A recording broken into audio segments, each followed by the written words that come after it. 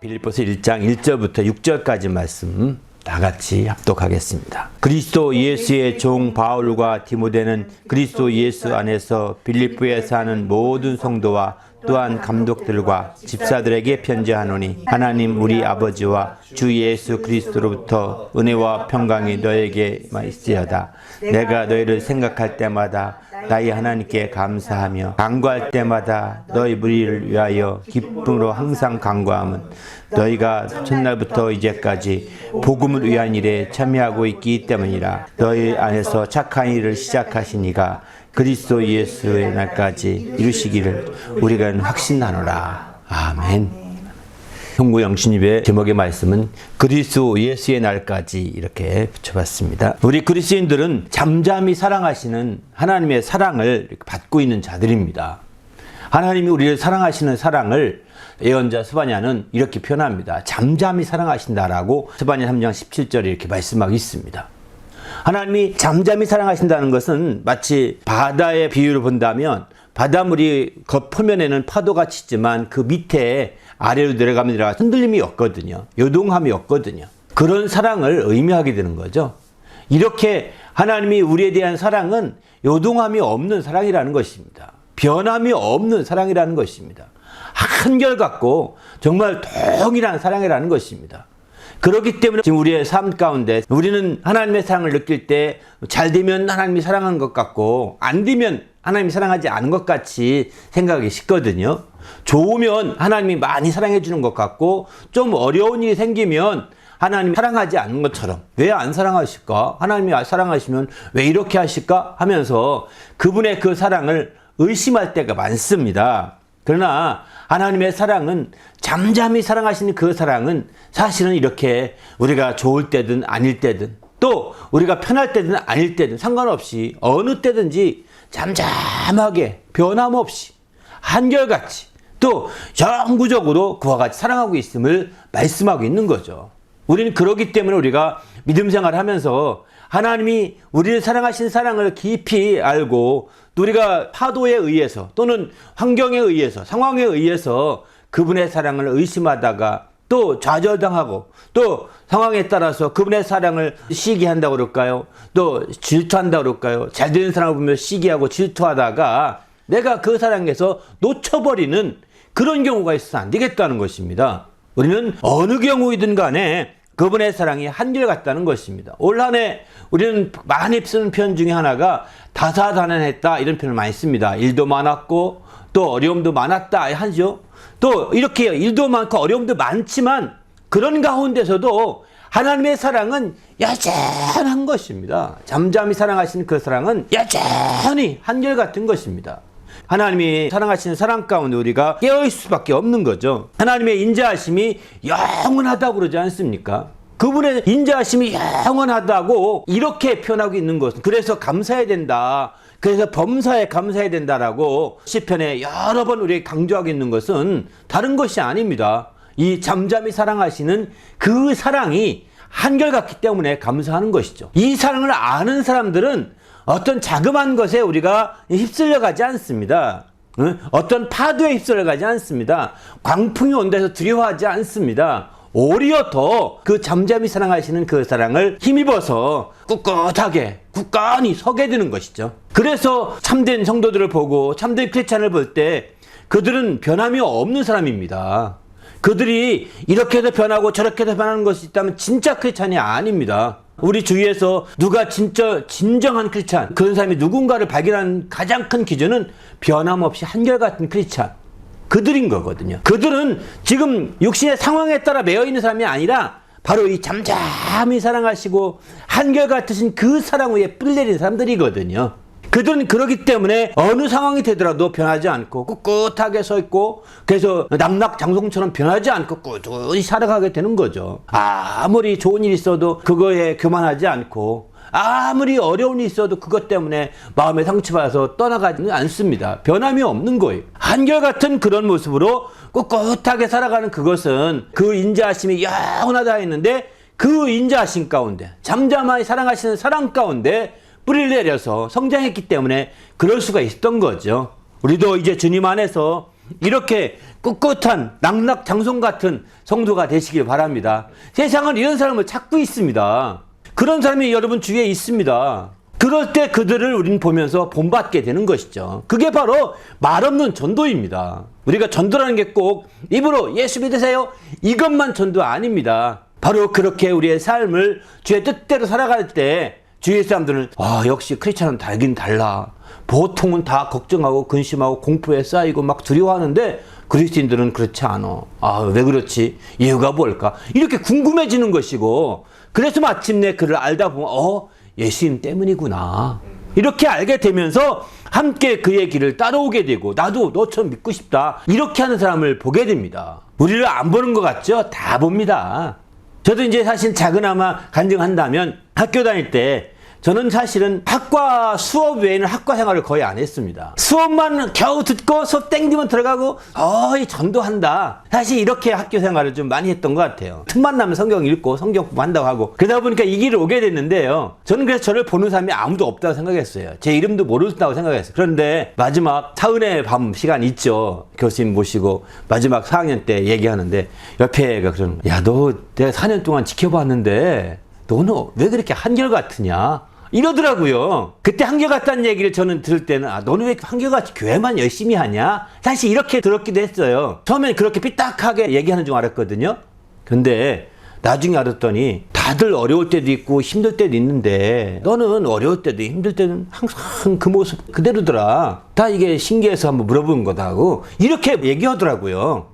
제가 그냥 성경 공부 열심히 하고 제가 워낙 학과 생활 안 하니까 한결같이 학과 생활 안 한 거 얘기할 줄 알았는데 전 그거에서 얘가 날 놀리려고 그러는구나 속으로 처음에 생각을 했는데 나중엔 그렇게 말하는 거 보면서 내가 주님만 바라보고 달려갔긴 했지만 쟤한테는 도전이 됐나 보다 이런 생각이 들더라고요. 또 한편으로는 안 보는 것 같지만 보고 있구나 라고 하는 걸 알게 된 거예요. 나를 몇 년 동안 지켜본 사람들은 여러분을 보면서 깜짝 놀랄 것입니다. 한결같은 신앙을 가지게 되면. 아니 몇 년 동안 다 어려울 때도 있고 힘들 때도 있고 그렇지만 그런 가운데서 한결같다는 것은 뭔가 다른 거거든요. 무언가 분명히 다른 거거든요. 그렇기 때문에 우리는 한결같은 주님의 역사를 우리가 바라보고 믿음으로 나가야 되는 거죠. 우리 모두도 이렇게 한결같은 주님의 놀라운 사랑을 힘입어서 한결같은 신앙생활을 하시기를 주의 이름으로 부탁을 드립니다. 할렐루야. 성경에서는 그래서 이와 같이 주님의 인자하심이 영원하기 때문에 우리도 주님 앞에 한결같은 믿음을 발휘할 것을 권고하고 있습니다. 이렇게 하기 위해서는 우리도 세상의 환경에 따라 어떤 때는 주님 바라보고 어떤 때는 주님 바라보지 않고 어떤 때는 주님을 의지하고 어떤 때 의지하지 않는 것이 아니라 잠잠히 주님을 바라보라고 이렇게 말하고 있습니다. 성경에서는. 그래서 시편 60편 5절을 보게 되면은 나의 영혼이 잠잠히 하나님만 바라라.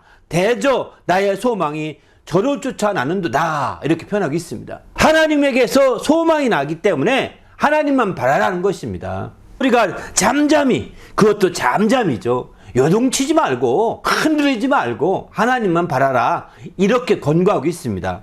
우리도 이제 주님 앞에서 이렇게 하나님을 잠잠히 바라보시는 주님의 성도가 되시기를 예수님의 이름으로 축원합니다. 에레미야에가도 이런 표현을 하죠. 사람이 여호와의 구원을 바라고 잠잠히 기다림이 좋도다. 이렇게 표현합니다. 하나님의 구원을 바란다 한다면 잠잠히 기다리는 것이 좋다. 요동치지 말아라. 하나님이 그렇게 우리에게 도도히 역사하고 계시고 정말 그 밑에서 흔들림 없이 요동치지 않고 계속 역사하고 계시는데 왜 너 혼자 이렇게 변화되고 요동치냐? 그럴 필요가 없다는 겁니다.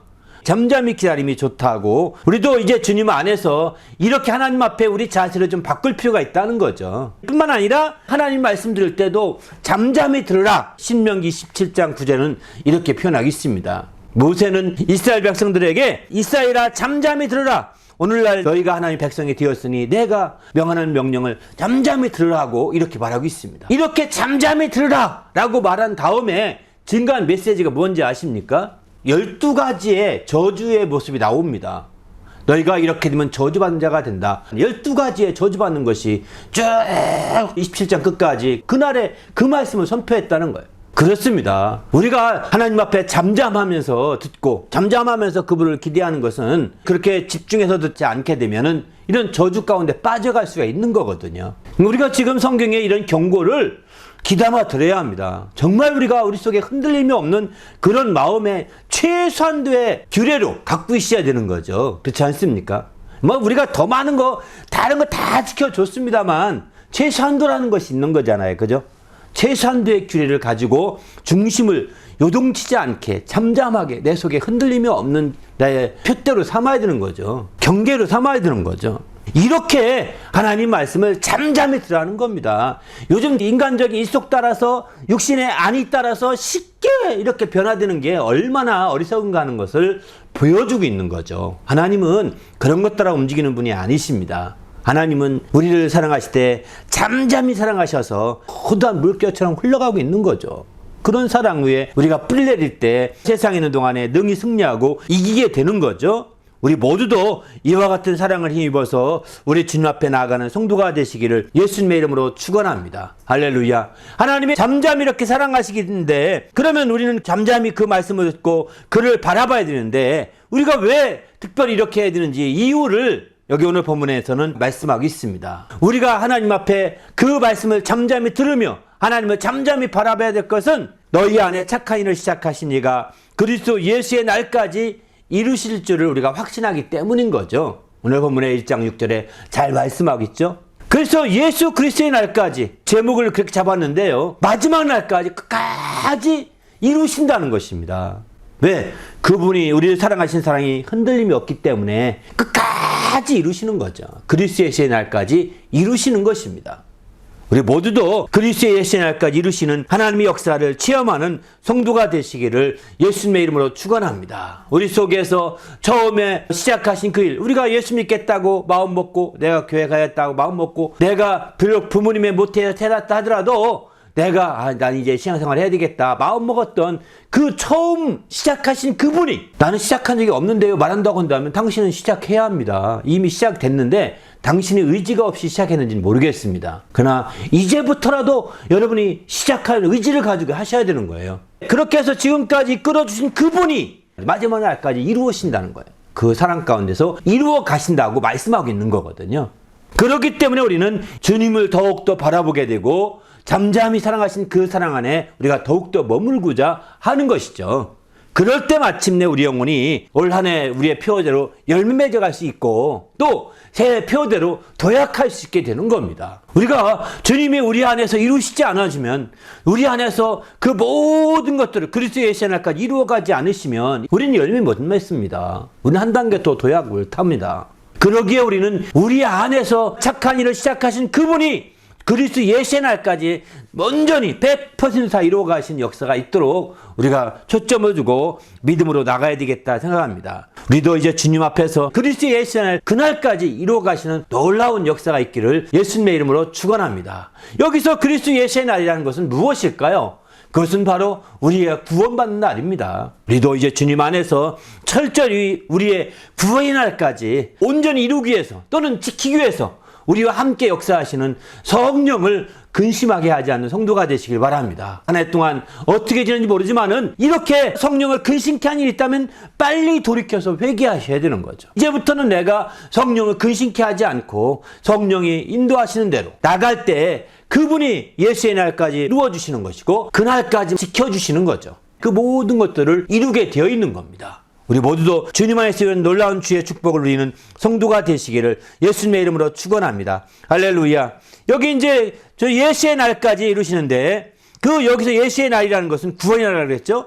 이 구원의 날은 로마서 13장 11절 이런 말씀도 합니다. 또한 너희가 시기를 알거니와 자다가 깰 때가 벌써 되었으니 이는 이제 우리의 구원이 처음 믿을 때보다 가까웠음이라 이렇게 표현합니다. 구원의 날이 우리의 처음 믿을 때보다 가까워졌다는 것입니다. 분명하죠? 우리가 처음 믿을 때 몇 년 지나 믿은 지 몇 년 지났나요? 그럼 최소한으로 그만큼 가까워진 겁니다. 다른 거 뭐 논할 수 있겠지만 저도 어느덧 예수 믿은 지 한 40년 이렇게 넘어가는데 이렇게 40년이 단축된 겁니다. 가까워진 거죠. 그만큼 우리는 주님 안에서 우리가 예수 믿는다는 것이 참 소중한 거예요. 그러므로 우리는 이제 자다가 깰 때가 되었다. 바울사도는 이렇게 얘기하고 있어요. 로마 교인들에게. 이제 우리 구원이 처음 믿을 때보다 가까워졌다라고 말하고 있는 거죠. 얼마큼 가까워졌느냐? 단축된 만큼인 거죠. 말라기서 보게 되면은 내 이름을 경외하는 너희에게 공의로운 해가 떠올라서 치료하는 광선을 비추리니 너희가 나가서 외양간에서 나온 송아지같이 뛰리라 이렇게 말씀합니다. 여러분 지금 우리는 한밤중입니다. 지금은 그죠? 깜깜한 밤입니다. 그렇지만 얼마 안 됐지만 벌써 해가 떨어진 다음부터 해가 뜨기 때가 가까워지고 있는 겁니다. 밤이 깊어졌다 하지만 새벽이 가까워지고 있는 겁니다. 왜? 돌고 있거든. 같은 시간으로 계속 돌고 있거든. 우리가 사는 세상에서도 똑같은 태양을 맞이하려고 하고 있지 않습니까? 연초에 첫날 인체구경을 가는 이유가 뭘까요? 첫 번째 해를 맞이하겠다는 거거든요. 인간의 오래된 풍습이죠. 첫 번째를 맞이해서 거기 소원을 빌면 이루어준다. 이렇게 해서 마침내 그게 오늘날의 민간 풍습이 되어서 계속해서 그렇게 합니다. 그렇게 하기 위해서 그들은 벌써 자다가 깨서 나가는 거예요. 새벽에 해 뜨기 전에 가야 되니까 깜깜한 밤중에 머리에 헤드라이트를 켜고 새벽 산을 등산합니다. 그리고 마침내 해가 뜨기 전에 딱 정상 올라가서 쳐다봅니다. 사실 가만히 등산하는 장면 그리고 그 장면을 보는데 거기 가면요 해 뜨기 직전에 안 싸웁니다. 아무도 안 싸웁니다. 왜 그런지 아십니까? 경건의식이 있어요. 그런데 사람들은 더 좋은 데가 본다고 더 나은 데가 본다고 막 싸우려고 막 그러잖아요. 그래요? 그럼 보세요. 그래서 갑니다. 안 싸웁니다. 등산 그 한 사람들. 성경에서는 그래서 우리 하나님의 아들을 메시아로 오신 하나님의 아들 의로운 태양이라고 표현하고 있는 거죠. 말라기 아까 읽었던 4장 2절 말씀 보면은 공의로운 해가 떠오른다 이렇게 표현하는데 바로 그분을 공의로운 해라고 표현합니다. 사실 말라기 때문에 이 태양절이 있는 12월 25일을 그 전후로 해서 성탄절로 정했던 것도 이 말라기 예언서 때문이라고 합니다. 영적인 면에서 그분이 태양으로 비유하고 있거든요. 메시아를. 근데 그날이 오시는 그날이 세상에 태양절을 맞이하듯이 주님을 맞이해야 된다 라고 해서 그렇게 성탄절을 그때 시점으로 이렇게 정했다고 그러거든요. 이게 하나의 설인데 정확한 건지 모릅니다만은 하여튼 그런 이 성경적인 근거는 그게 바른 것 같습니다. 아무튼 이렇게 그 태양을 먼저 맞이하고자 하는 간절한 마음인 거죠. 그래서 우리 그리스도인들의 진정한 신년은 성탄절부터입니다. 성탄절에 이미 태양이 떴거든요. 할렐루야. 그 전까지는 메시아가 오지 않았을 때는 어두운 밤과 같은 겁니다. 근데 메시아가 온 이후부터는 태양이 떴거든요. 지금 우리는 송구영신 예배라고 드리지만 사실은 성탄절 전야의 예배가 어쩌면 송구영신 예배를 하더라도 관이 아닌 거죠. 그만큼 우리는 의로우신 해가 떠올라서 이렇게 역사하게 될 텐데 그때는 치료의 광선을 바라리니 저가 소망강에서 갓 태어난 송아지가 뛰는 것처럼 막 기뻐서 뛰게 될 거라는 것입니다. 이처럼 주님이 오셔서 많은 이적과 능력을 행하실 것을 이렇게 표현하고 있는 거거든요. 우리도 우리 주님을 맞이해서 이렇게 나가시는 성도가 되시길 바랍니다. 그리스도 예수의 날인 거예요. 그게 그날로부터 시작해서 계속 이어지는 거죠. 오늘은 지금 주님이 오셔서 그 태양이 떠오르고 있어요. 주님도 직접 말씀하시죠. 인자가 있는 동안에는 낮과 같다라고 말씀하십니다. 낮. 그러니까 주님이 함께 있을 때는 낮과 같기 때문에 이제 어둠에 잡힐 필요가 없다는 거예요. 그러나 내가 어느 날 잡혀갔는데 어둠과 같다라고 말씀하죠. 어둠에 오게 되네 낮에 함께 있을 때 지금은 정오가 아니냐 이렇게 말씀하죠. 그 시간이 정오는 아니었거든요. 그런데 주님과 함께 있을 때 시간이 정오라는 것입니다. 그렇기 때문에 우리는 주님 앞에서 철저히 우리가 신앙생활하는 것이 얼마나 중요한지를 잘 보여주고 있는 거죠. 그런 주님이 지금은 마침내 하늘에 올라가셔서 우리 눈에 보이지 않습니다. 그러니까 어떻게 된 거냐? 밤이다. 큰일 났다. 아닙니다.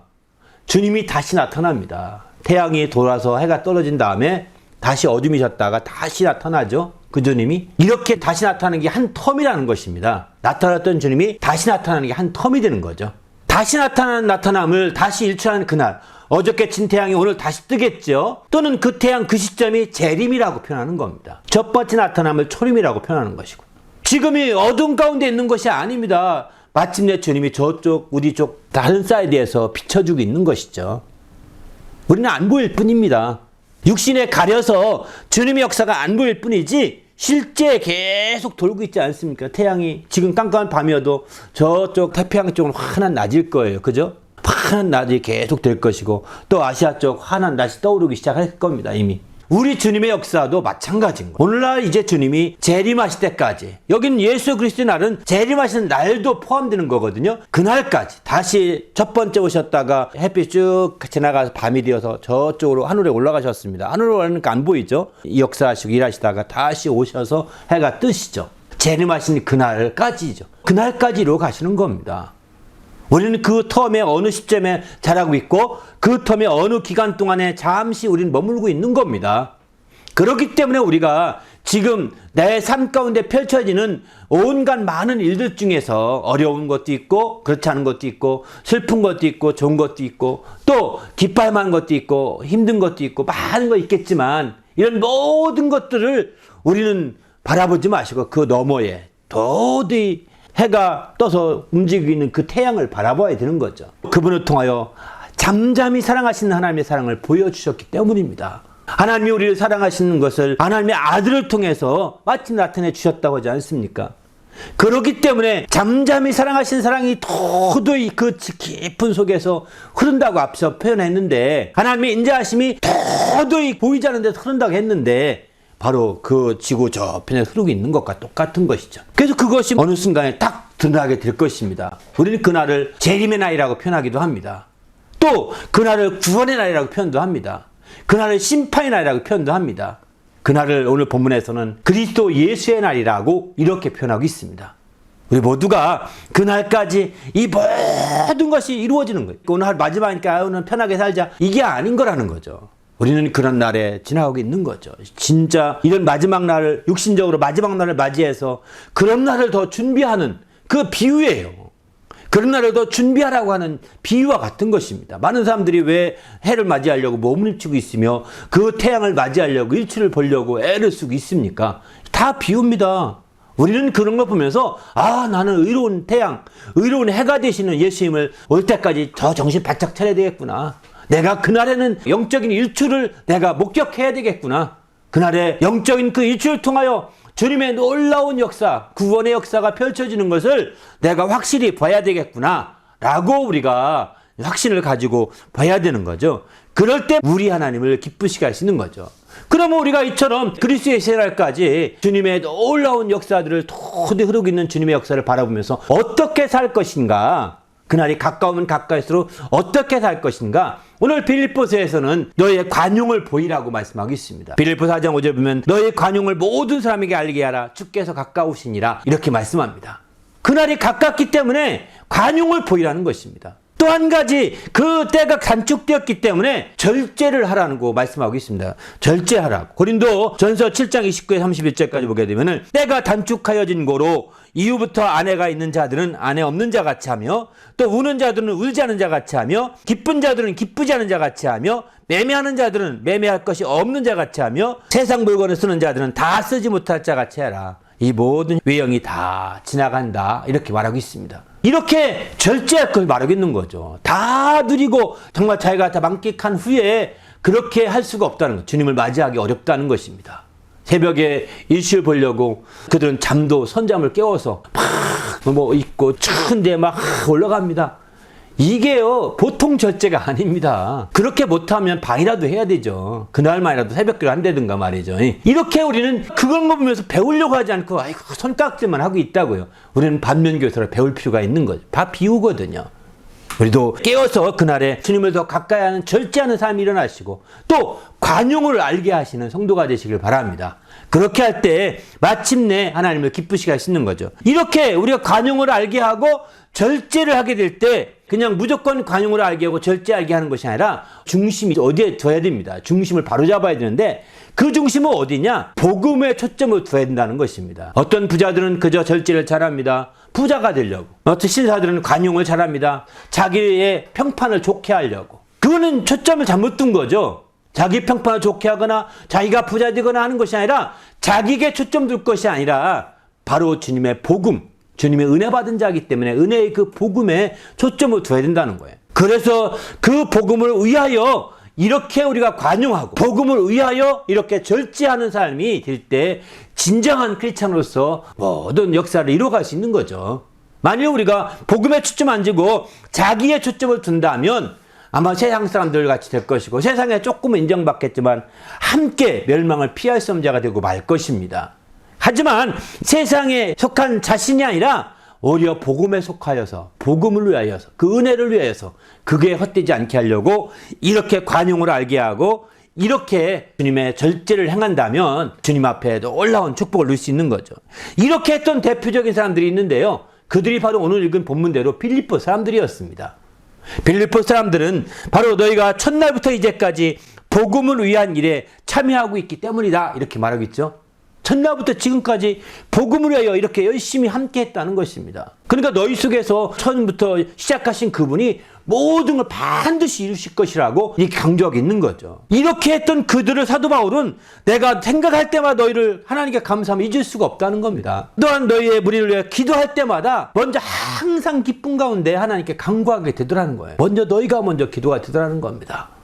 그렇습니다. 우리가 복음을 위한 일에 하게 되면 사도 바울도 이렇거늘 하물며 하나님은 어떻겠어요, 그죠? 항상 하나님께서 이렇게 복음 위한 일에 절제와 또 관용을 통하여서 온전히 우리의 주님을 기쁘시게 하려 한다면 사도 바울도 이렇게 기뻐해서 항상 하나님께 그들을 생각할 때마다 그들이 생각나서 감사하고 또 기도할 때마다 항상 그들이 먼저 막 기뻐서 먼저 기도가 되는 거예요. 이렇게 될 만큼 되는데 하물며 우리 주님께서는 어떻겠냐 이거죠. 우리 주님은 더 말할 것 없지 않겠어요?